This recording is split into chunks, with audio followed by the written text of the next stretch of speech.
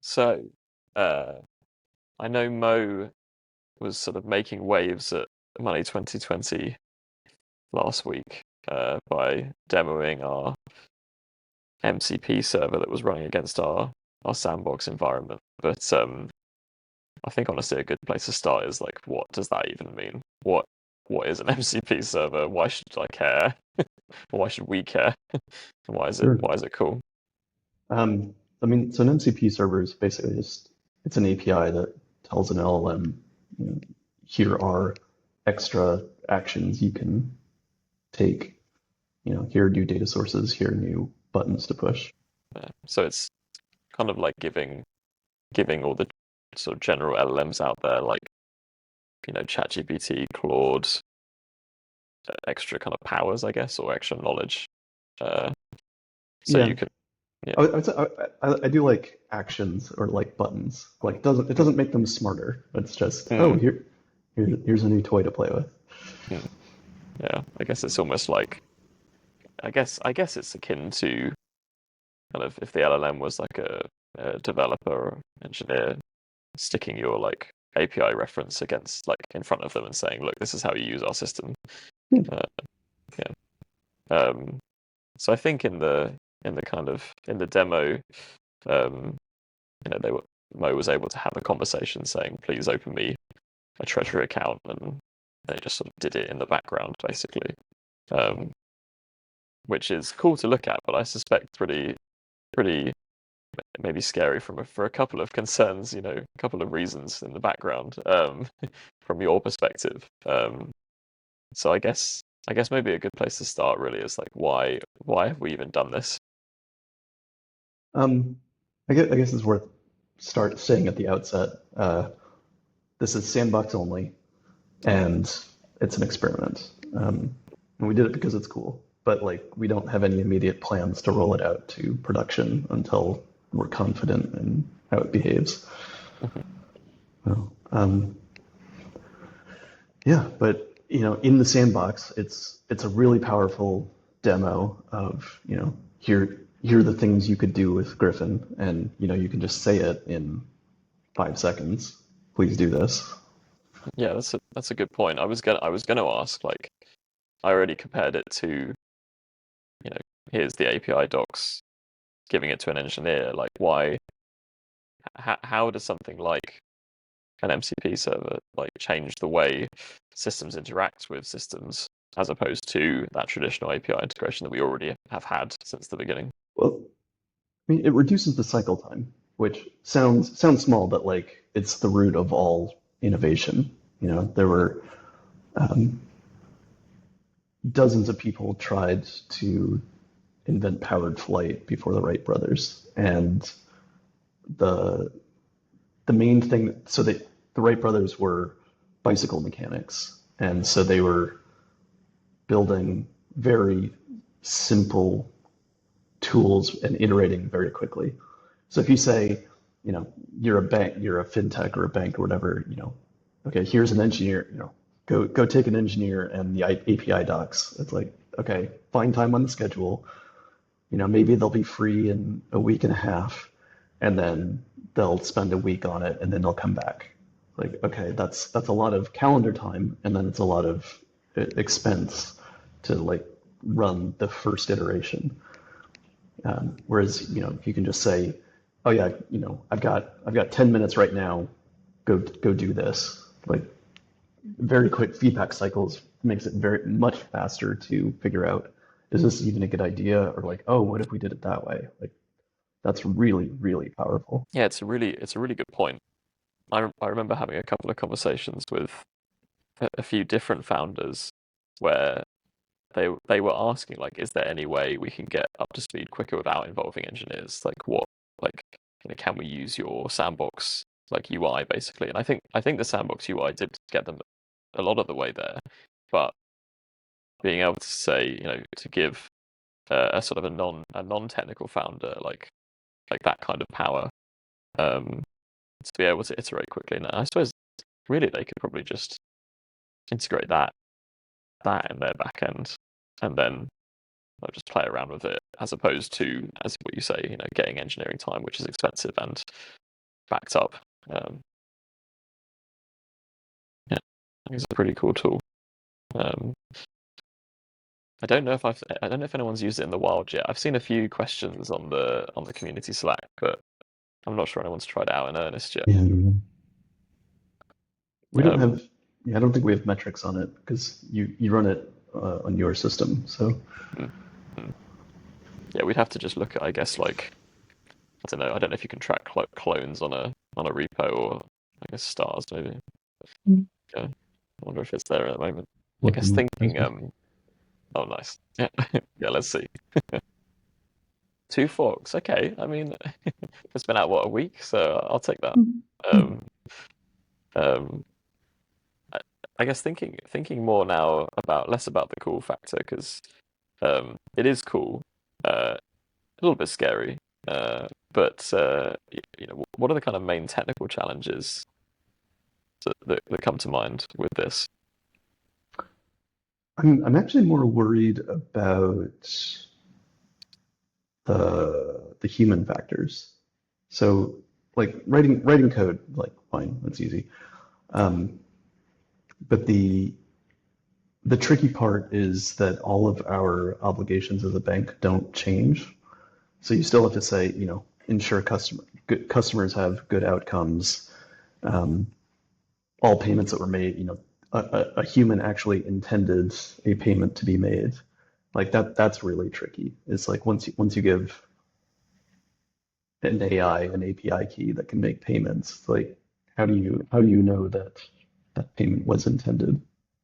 So like that's one of the main stumbling blocks for me for production access. Well, that's a good point. I guess if you like, it almost comes down to intention at that point, Yeah. because you know, I guess one way you could say is like the I don't know. I'm imagining it sort of almost being hooked up to a smart home speaker or something, and you're just talking aloud to it about maybe your holiday plans.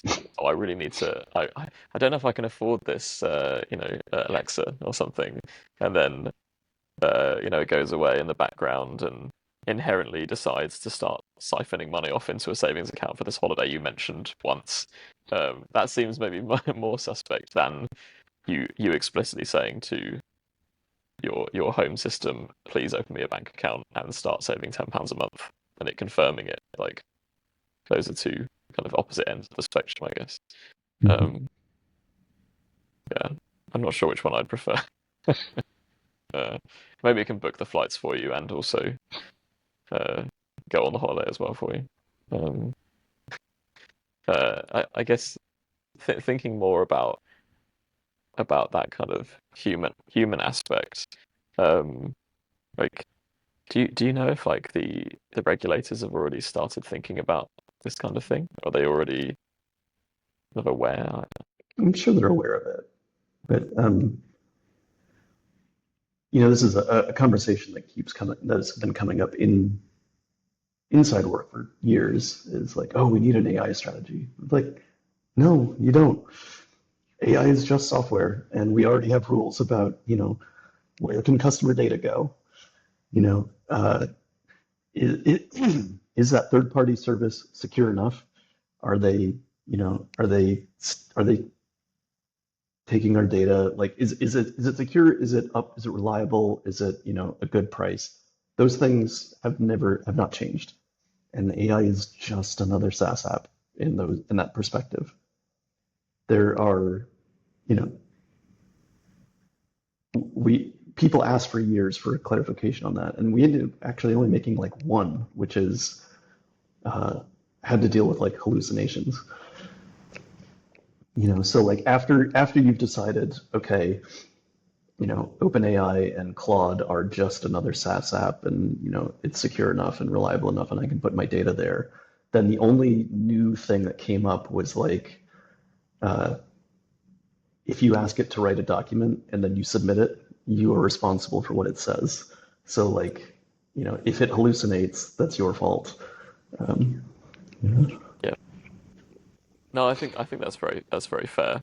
Um, I think it comes up. It's come up a couple of times when we've been looking into some new providers for the kind of screening and fin crime prevention side. Um, because like the providers are all also investing in AI to do with like reducing PEP and sanctions, false positives and things. But at the end of the day, it's almost basically what like a research associate might do or something. Like a human, if you set them like, please, like go away and try and reduce these false positives, they're going to make mistakes, or they're going to make stuff up, potentially. Well, hopefully not make stuff up, but accidentally maybe. And so it still requires that level of scrutiny.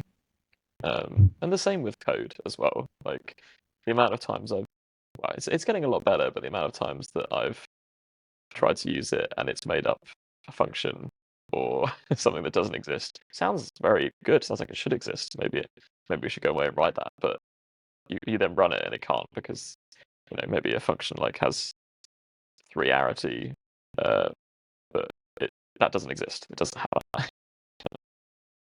Yeah. You've been playing around with Claude Code recently, haven't you? Yeah, a little bit. What, like thoughts? How's it going? Um, it's interesting. I haven't gotten it to do anything groundbreaking yet. Mm. I want it to, but like my most recent experiment was try to copy a React component to lit.js, and it produced code. It took 3 attempts to get it to compile, and then once it did compile, it didn't render properly. So, Yeah, yeah. not that great. Mm. But it has been useful for like search and uh, I'm not familiar with this code base. What is it doing? Or like generate hello world in an unfamiliar language. It's pretty good at that, but I don't see it coming for our jobs Yeah, in the near future. yeah. Give it at least 6 months, right? Yeah. No, I found the main. So I tried Claude Code. I think one of the big boons was just the kind of direct IDE integration, which I guess like isn't the main selling point of it, but was cool. Um, but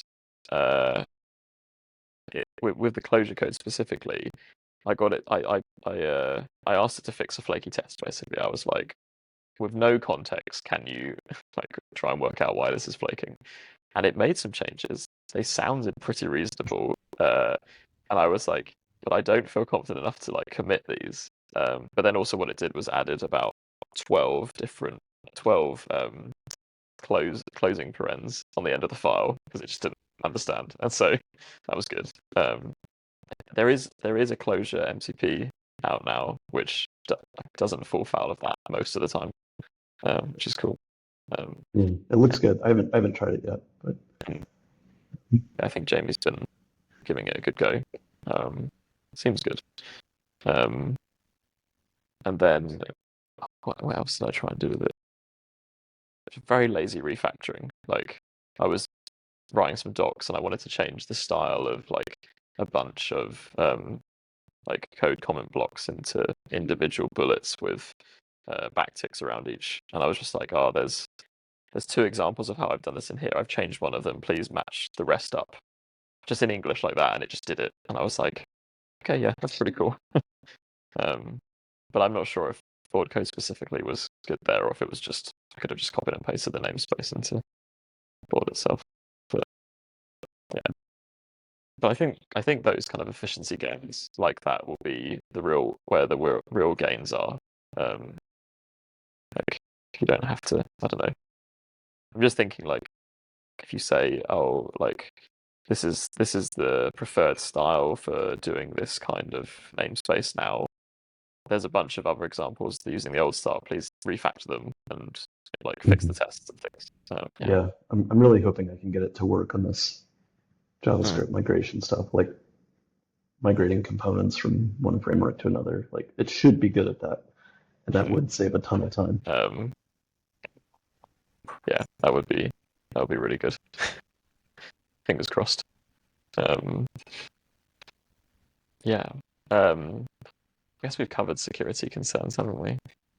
Anything else on the sort of AI landscape beyond the buzzwords that you're particularly interested in at the moment? Not really. Um, I guess since we're looking for hot takes, I guess one of my hot takes is that I am an AI skeptic. Or LLMs are here. LLMs are useful and interesting tools. LLMs are not AI, and I don't see a a direct path from LLMs to actual AI without some big step changes. No, that's fair. Uh, I mean, the fact I want to keep my job also sounds good. You can look at every every automation and process improvement in the last 200 years. Uh, every time a new tool comes out, like the number of jobs never goes to zero. Um, so my favorite example of this is somebody did a study on opera singers in Italy when the record player came out. So, I mean, yes, the number of professional opera singers dropped by like 10x, but it didn't go to zero, and the ones that survived uh, started making a lot more money. No, that's fair.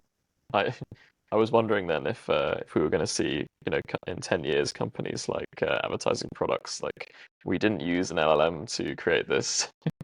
It's organic. Yeah, Um, artisanal, handmade. yeah, exactly. We wrote it straight in machine code, no IDEs even, straight into Notepad++. No, maybe not quite. Um, but hopefully we'll be able to, have a job for a little bit longer. Yeah, that's the other.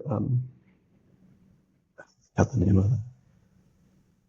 So there's a Wikipedia page on this. This is let's say Zevin's paradox.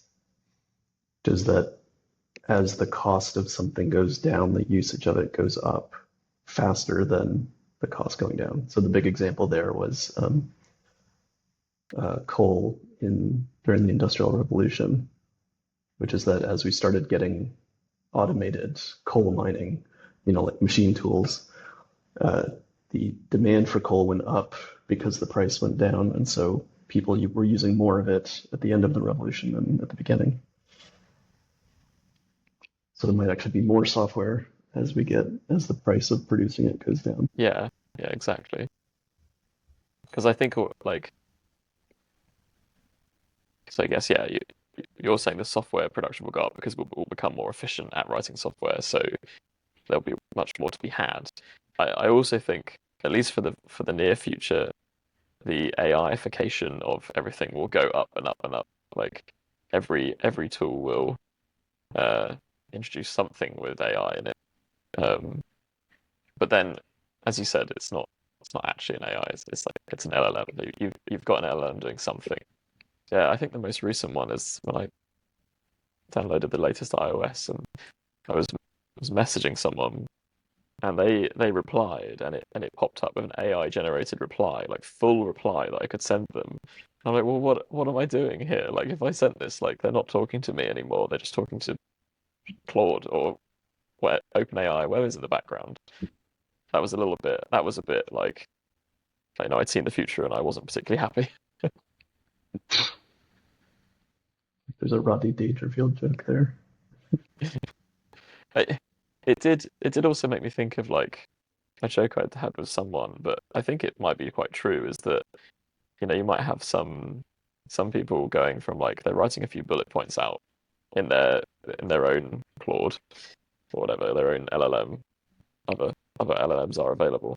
Um, and they're like, "Oh, can you like add some more flowery language? Can you make this sound a bit nicer?" Then you send that to the person. They go, "Oh, okay," and they put it into theirs and say, "Can you just put this into bullet points, please?" And I bet that happens today. Like, Right. um, yeah, um, especially when you have like, I think Apple have it now, right, where you can click an email and say, "Make this sound more professional." Uh, Hmm. I haven't uh, tried it. maybe it's because you're already super professional. It doesn't matter. Uh, I'm already as terse as possible. Like that's yeah. a How many? personal aesthetic. Yeah. It's like how many more words can you remove before it just becomes like a series of cryptic lines on a in an email and um what kind of future are we heading towards? In the end, maybe our AI, maybe our our AIs will just talk to each other. They just won't even. They'll cut us out basically. Uh, I did think that was quite interesting about Claude Code, is it generated a markdown file that was essentially for other users of Claude Code. So it will read Mhm. that first to get an idea of how the code base works.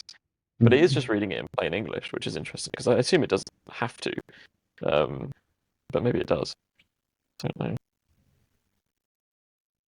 Yeah, I think it I actually just, does have to. hmm.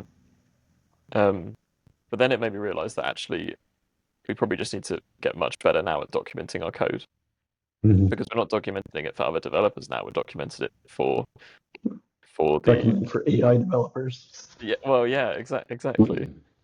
Um, it just made me think it was like you were trying to onboard a junior developer who can produce code like at very fast speeds, but doesn't really know where to put it. Um, yeah. I Yeah, think there's an yeah. article the other day that had some interesting rules about that. Like so they said Claude was never allowed to touch the tests. Like Oh, you could trust it to change the source or the test in a single commit, but never both at the same time, and even in the same PR. Um, and then there were a lot of rules about like we're going to keep this part stateless, we're going to keep this part like the code flows this way. and were they like encoded rules or No, they were in that markdown file. oh oh in It that was mark? Oh, like, okay. yeah, it's like you are never allowed to touch tests. Like, okay. Fair. Yeah, yeah. I think I do think that a lot of our time will be spent reviewing code now. Like, not that it Yeah, already wasn't, but like most of the time now. yeah. Um, yeah, and yeah. Please What? summarize this PR for me. Yeah, exactly. God. I'm assuming, like, I was just thinking it would be writing the commits for you, the PR message, and then summarizing the PR and reviewing the PR. Um, although I was thinking that it would be pretty cool if we had our own kind of Griffin wrapper on an LLM, because then you could do things like automatically catch if someone accidentally uploads customer data or something, because there's technically nothing stopping that at the moment, like apart from training and like there's no explicit guardrail um, Mhm. where it can detect, because I guess once it's in Claude, it's in there already, so it might detect it whilst it's reading it, but then it's already got it in there, so that defeats the point. Whereas if we had our own layer between it, almost like our log redaction Mhm. um, layer, but then I guess I wonder if you can put any kind of middleware between Claude's interface and its the model itself, or if you'd have to layer it on top of the interface, in which case like you're losing all of that UX benefit, I guess. I don't know. Um, um, but then again, I mean, you know, I'm assuming you're using it straight from Emacs. Yeah, I have the terminal thing. Yeah, yeah, And so yeah. Um, I think that's probably the big split in the company. Obviously, is the engineering usage versus the rest of the company usage. Um, and so with the sort of non-engineers, having that nice UI is very useful. But then so is the embedded kind of AI like Notions AI and things like that. Kind of knowledge base search. Kind of waiting for the Excel AI integration to come out, and it just looks at like I don't know, looks at your budget and says like little clippy pops up again basically and says, looks like you're trying to you're trying to like make a profit this year. Have you considered, Bring in all the engineers. yeah, yeah, or Replacing all the you, engineers with AI. yeah, using AI anywhere in your investor deck? Have you considered that? Yeah. Um, yeah, I'm assuming the VCs are going to be just like crowding around the door at the moment. Then now the MCP demos. We'll see. Yeah. Yeah. Hmm. Well, I think that we should wrap up there. Thanks for sharing all your thoughts, and Yeah. yeah, chat to you soon. All right. Yeah. Thanks. Have a good day.